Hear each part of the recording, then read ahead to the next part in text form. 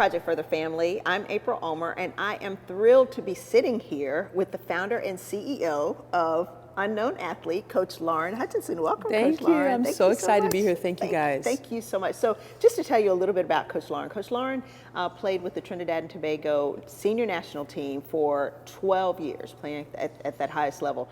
Her distinguished career also includes 2 Pan American Games, 3 CONCACAF World Cup qualifiers, 2 Olympic qualifiers, and recognition on the starting 11 team of the decade. Yes. Yeah, so Coach Lauryn also attended Virginia Commonwealth University, where she played soccer for 4 years, and is the newly appointed head coach of the VCU women's team. So congrats on that. Go Rams. Yay, thank you so much. I appreciate it. We're so excited. It. Oh, thank you again for joining us. Yeah. So we're going to get right into it. Yeah. Okay. Unknown Athlete, Unknown FC. So tell us about the concept, the idea, the vision. Yeah. So how did that all start? Yeah, so I started coaching when I was 19, and I'm going to be 34 this year. And when I was playing in college, my college coach was Tiffany Roberts-Sahadak and Tim Sahadak. Yeah. They both played at UNC, and then Tiff went on with the U.S. Women's National Team, won the '99 World Cup, did all that fun stuff. You know, we love that. Yep. And she's the one that really got me into the national team. My dad helped as well, but she was like, you need to go play for the national team. And I was like, no, I'm a mid-level bench, sub kind of girl. I wasn't a star. And in addition to the national team, she would make us volunteer with local clubs or rec teams, girls teams, boys teams, didn't matter. And I just fell in love with it.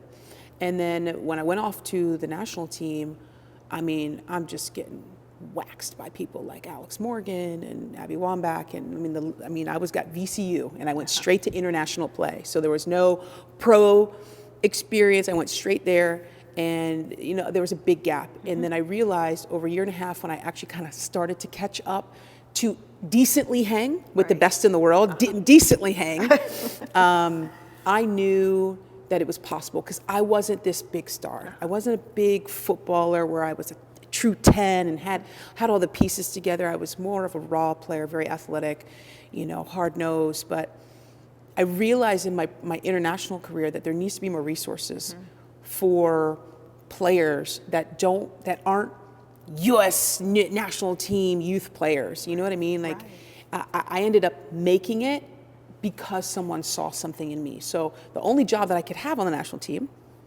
was coaching kids. I tried to get, a sub job here and work at these places, but it just didn't work. So I started doing private sessions. And then along the way, I started my first business called FYP, Find Your Passion. We did summer camps into that. My business partner and I, we started Evolve, which was an all-girls program. I let go of all my boys. I was very devastated. But then what I did is, my business partner and I, she took Evolve, and I took, then I started Unknown Athlete in 2020, because I really missed my male players, my female players I had, and then my pros. I just didn't have time with Evolve in the younger age groups, but I really wanted a range of from start to finish. So my U5s all the way to my pros, and some of my young ones are now pros. Oh, wow. And it is full circle. So there was a need in this space for kids that have always been told, you're not good enough to play in the ACC, you're not good enough to play in college, D2 or D whatever, and you definitely can't be a professional. Those are the kids, the unknown kids. Right. So we teach the kids to become known internally so they can change your external. So it's been an awesome, super blessing, and sometimes I can't even believe what we have here, because it just has snowballed into this incredible thing. It's so special. It's such a special environment. London has been here for a few days. Just Yep. had the privilege of working with you. So exciting. First and foremost, your energy is infectious. Thank you. Amazing, right? And one of the first things that sort of struck me was the onboarding meeting. Okay. That's something that Really? we've never had with a coach before. Oh. And so afterwards, we talked about it. We're like, we sat down with Coach Lauryn, and she, you spelled it, you asked the questions. I like the fact that you were talking directly to London. You were asking her, why do you want to do this? Tell me, talk to me about it. Yeah. And really made her think about, why do I want to do this? What's my passion? Yeah. And then from there, you helping us sort of create a vision for, okay, what's our next move? Absolutely. And that was so profound to us, because I'm so glad. because like we said, no one's like, we've never had anybody sort of sit with us and do that before. So with that, I could see, you know, the way that you approach the game and your vision for these players and these kids, because, you know, you did it with our kids. So Great. that was I'm really, so glad. that was really something. And that kind of is sort of the premise of Project Further too, is filling in that void, like you were saying, for, you know, for kids, for parents who just are looking for a way through. So so we sort of admire your passion and your vision, for sure. For sure. I'm so glad. Yeah. So tell us, in terms of the kids that you coach, kind of from all over, because you know we have friends that have come to you from Florida, and we're here from, you know, Dallas, Mississippi. So kids from all over, like when you see those kids for the first time, you know, sort of what goes through your mind? Like, what are the things that you're looking for? Are you looking for their passion, their drive? Like, what things stand out to you as a coach when you first are evaluating a kid who's looking to play? One of the first things that I do when I meet kids, and I say kids, even the pros, like the pro, they're still kids to me, you know, they're 25, 26. And I would say the first thing they do is, how can I actually impact their life? Because at the end of the day, they're coming to me, you guys are coming to me here because something is missing, or I can add something to them. So when I look at a kid like your daughter, and I get her for 4 days, I'm like, okay, in 4 days, we need life-altering types of things that she can leave here with, proof and facts, not opinion. Right. Remember, that was in the onboard meeting, not opinions. How can I impact her very quickly? So then I go, okay, this is the kid, this is the profile, this is what position, this is where they're playing. Okay, this is where I can help. That has to come first, in my opinion, and that's why we do the onboard meeting. And I do onboard meetings because I used to just kind of get right into the session and get into the training, and then I realized, man, if I could just spend 30 minutes to an hour speaking to them, I could have created something way bigger than I'm finding in that first session with no onboard meeting, because then I'm working backward. Like, oh, damn, I wish I knew this. So that's kind of what goes through my mind when I'm working with a kid. And we've had kids, we're pushing 15,000 miles now, they've come from Panama, they've come from, you know, Texas, Mississippi, Colorado, Canada. I mean, we've been keeping track of some of these miles, and we're like, wow, people are flying to us for 4 days, 3 days. That's insane. That's amazing. It's a blessing. It's a testament to you, though, and what you're building here. And it's amazing. Yeah, and like you were talking about your holistic approach. Like, let's talk a little bit about that. Like, you and I were talking about it. So kind of tell the people sort of about that philosophy. Of course. Yeah. So when I started being a private trainer, I was just doing one-on-ones. And then I moved into a small group, and then I saw the difference of the hybrid between a one-on-one, when kids are doing one-on-one and small group. Then I moved into bigger groups, and I said, wow, now the 3, I'm getting more development quickly. So if I'm doing 1 or 2 privates a month, a small group once or twice a month, and then 2 or 3 groups a month, I'm like, wow, I'm really starting to develop.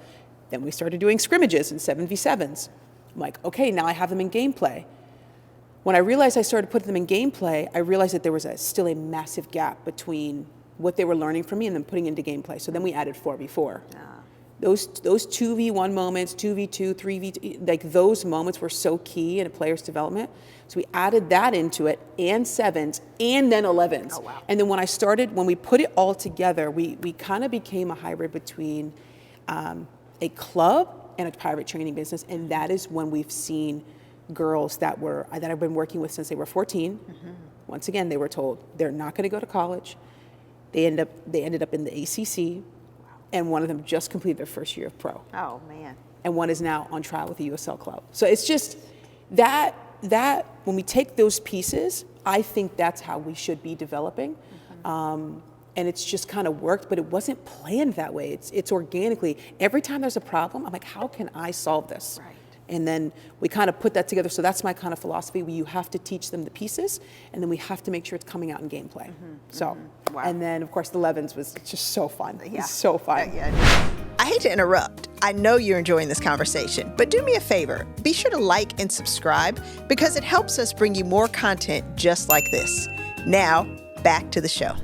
Summer. So I think that's really impactful and powerful, because I think there are a lot of questions in terms of how should we be doing this? Yeah. You know, I mean, obviously in our own family, that was sort of the big thing that propelled us into trying to go further and help our daughter go further, but it really course. has been like, okay, let's kind of do this, and sort of fortunately within those circles, it's led us to, you know, incredible people like you who like have that overview, that idea, you know, that's been so powerful. Okay. So I think that is, like I said, very impactful, very powerful. So for families who are out there who are trying to figure out sort of what to do next, like if they have a child that they think is talented, and whether that child is playing in an environment where there are resources or not, like what are the things that the parents need to be doing first, thinking about first, you know, figuring out as far as their next best move? Yeah. You know, This is a tough question. Yeah.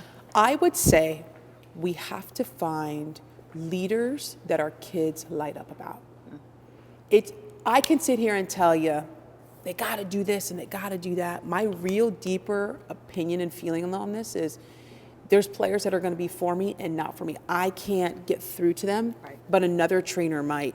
And I think when you can put your child, and this goes for everybody, you got to find the leader that makes your child just set their heart on fire. Because I'm telling you, I've seen kids that come here and they're a completely different person. I go to their club games and I'm like, holy cow, who is this kid? Like they're dead, they don't speak, they're nervous, they're anxious, and vice versa here. Like I can't get to the kid, but you know, they're doing incredible things on their club. So it's like you have to find that. And it's not always the club or the program, it's the person that's coaching your kid. Now, let's talk about if you're landlocked and you can't afford to be flying to places. You got to find people online and you got to get on Zoom calls with them. Mentorship. There's so many people out there, trainers, college coaches, kids, pros, and that's what I'm trying to do is provide some of these resources for families that might be landlocked. They're like, well, I can't just fly to another state and train with someone.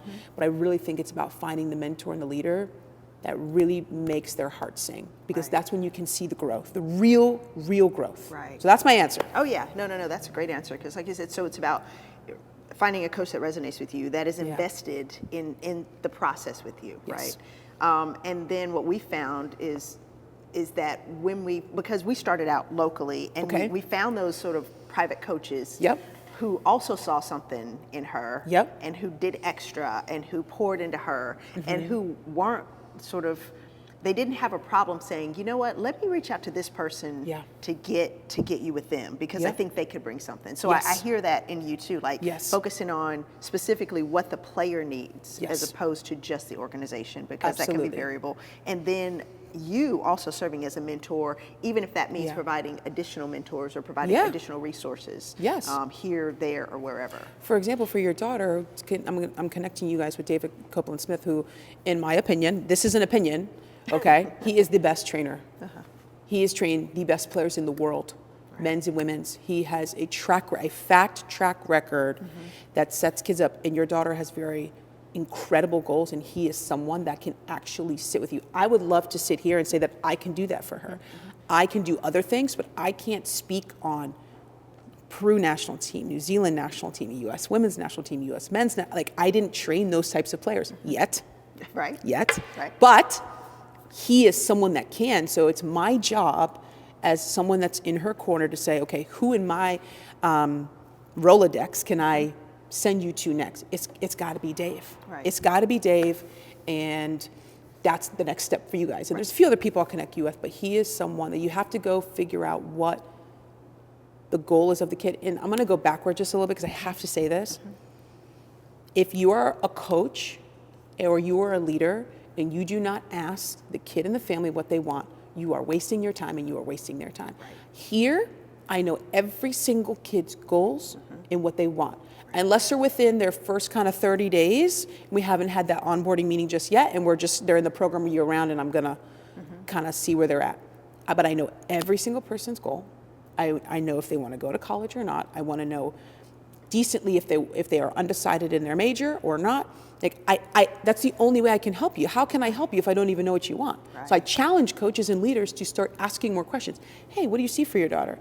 Hey, do you want to play pro? No, I don't want to be a pro. Okay, cool. Do you want to go to college? Yeah. Okay, then I can start to plan. So I challenge all the leaders and coaches out there and trainers, you have to be asking these. It takes 2 seconds. It takes 2 seconds. I don't want to hear any excuses. We need to put ourselves in a place where we're asking the parents and the kids more questions. What do you want? Right. Right. Key. Sorry, I went back there, but I had to say it. Yeah, no, for sure, and that's a very powerful point. Like really, because I agree. And once again, like you taking the time to do that has been powerful for us because it allowed us sort of the time and space to really, like, we have conversations in our family, and we've talked before about, even on the pod, about how this journey is really child-led. We've told both our daughters, listen, our job is to try to facilitate your dreams, but we got to know that you're in it, and as long as you're in it, then we're with you, right? Yeah. But to like sit down and really like think through those answers was powerful for us as a family. Yeah, because it also it kind of stretches the kids a little bit to say, okay, well, let's really like flesh this out. I know you're like, okay, you want to be this person. Okay, what does this look like? Okay, let's talk about it. What are your thoughts? Let's talk about it. And that's, and I'm glad that you did that you challenged coaches for that. Because also I think that sometimes all that gets lost in the shuffle too. Yeah. Where you're like, you're training, you're busy, you're training so many kids and and you're trying to help as many as possible, but sometimes that very basic but very important thing gets overlooked. It's like, let's figure out what the plan is. Have to have a plan, even if there's no plan. That's still a plan. That's powerful. Undecided is a major. Well, it is. Yeah. If you don't know, that's okay too. But at least now I know. Right. And then we can figure it out. You can figure it. You can help them figure it out. Yes. And also, I love the fact that with you, it's not a one size fits all. Do you know what I'm saying? Yeah, it can't be. Cannot be. Like when you were asking questions, they were very open-ended, and we got the sense that, well, any answer is okay. I just kind of need to know, right? Which is great. And I think that's very freeing for players too, I would imagine. I mean, is that the feedback that you get from families? Yeah, because then they have more clarity on themselves. I had a meeting, the meeting actually before London. I was with a younger boy, and he said, I want to play in college. I said, great, who's your favorite college team? Couldn't answer me. And then the dad said, he's never watched a college game. I said, okay, so you've never watched a college game, but you want to play in college. I need to know the why, because you need to know the why. And we sat there and we dug, and I gave him some homework. I said, you need to go to some of the local colleges and watch the men's team play. Figure out if that's what is for you. He was kind of a highlight guy. He just was watching the big names.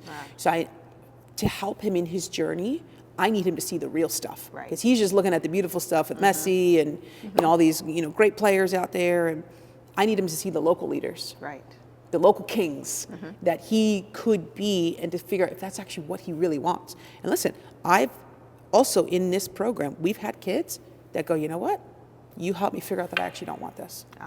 I want to go to school and do this, but this program actually helped me figure that out, and that is more meaningful for me, because then they're not just doing what everybody else wants to do.